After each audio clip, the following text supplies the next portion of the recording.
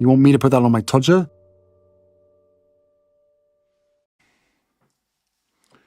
This one's wife, their inevitable descent.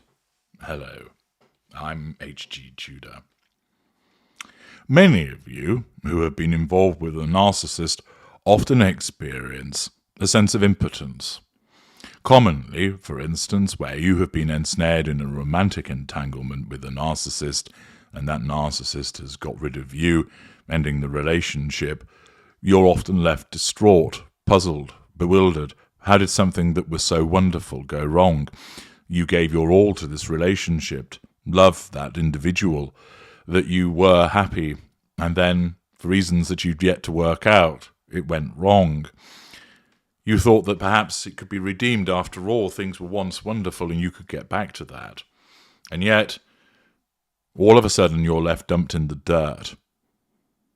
Perhaps suffering from trauma, perhaps suffering physical injury, your finances shredded by the uncaring narcissist, and there is the narcissist, riding off into the sunset, nary a glance in your direction, often now with somebody new.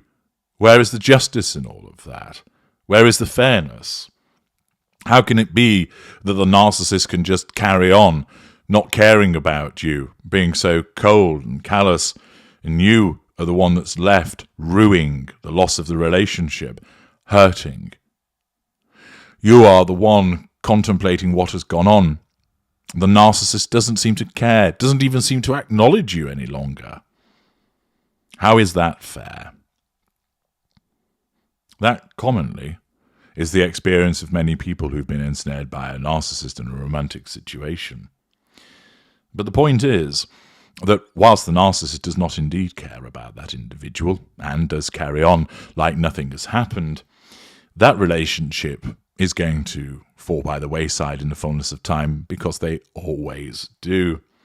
And the fact is that for the less evolved narcissist, which includes Harry's wife, there is always going to be some form of come down, some kind of problem. Of course, her narcissism protects her against it by failing to recognize that she is the problem and blaming it on everybody else. But at the end of the day, a narcissist such as this one's wife is not going to be able to escape the fact that more and more people don't want anything to do with her. She will not be able to escape the fact that the money is being reduced. She will not be able to escape the fact that the opportunities are simply not there. She will not be able to escape the fact that she is in that downward spiral. Naturally, she will not accept that it's any fault of hers, and her narcissism is likely to drive her to get rid of Harry and replace him with somebody new, as I've explained to you previously, thus riding off into the sunset and leaving Harry with all the financial problems, and that she starts to bleed somebody else dry. But the fact is, I, some time ago, told you about this downward spiral that has occurred for the Sussexes, and in particular this one's wife, and others have picked up on it also, including The Standard, through Melanie McDonough, who reports this one's wife embarrassing cameo shows she and Prince Harry have begun their inevitable descent. More evidence that more and more individuals are cottoning on to the fact that it's all gone wrong for the Sussexes. The miracle of the latest advertisement for Clever, see Parts Passim, a mission-driven women-led wellness brand which sells revolting-sounding powdered coffee, is that it features this one's wife doing actual work. The Duchess of Sussex is seen packing boxes, making hot drinks and doing something or other on a computer before doing a mock fist bump and exiting off screen. This is the last contact she'll have with manual labour. But what this Instagram ad does show is that this one's wife returning to her profession, acting in order to bolster her new endeavour, investing. 3 years ago, she invested an undisclosed sum in Clever, see Parts Passim as to what that actually was, a product that I personally love and has a holistic approach to wellness, she said. Duly, she sent a basket of Clever products to her neighbour, Oprah Winfrey.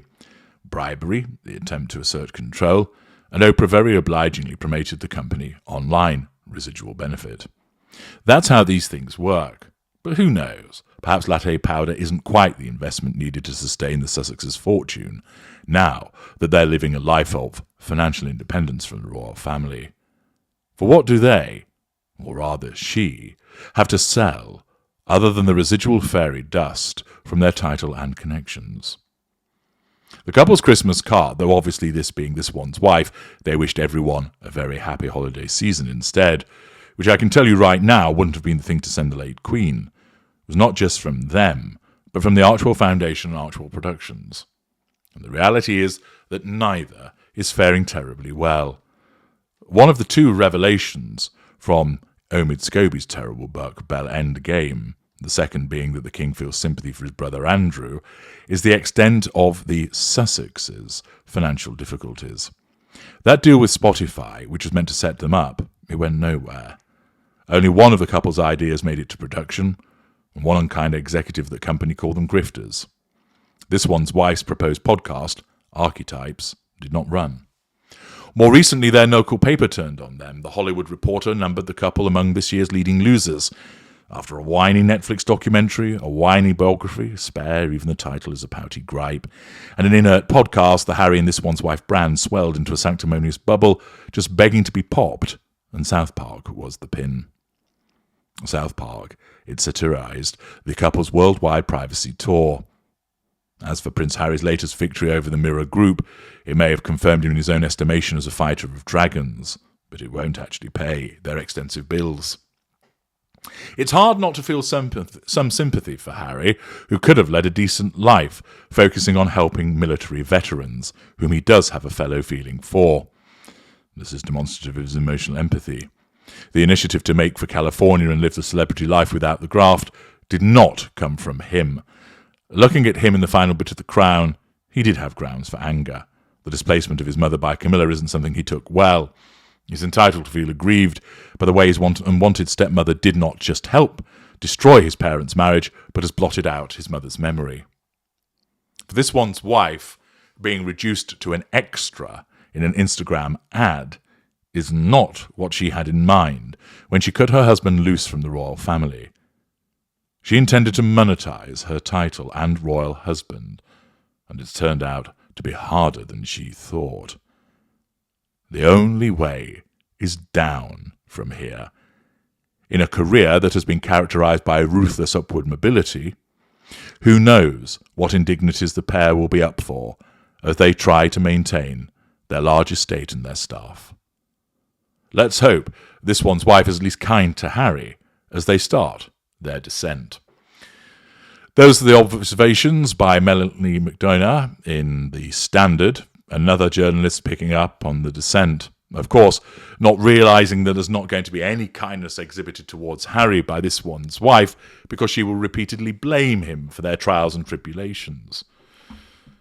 But another article that demonstrates the widespread knowledge that the end has begun for these two.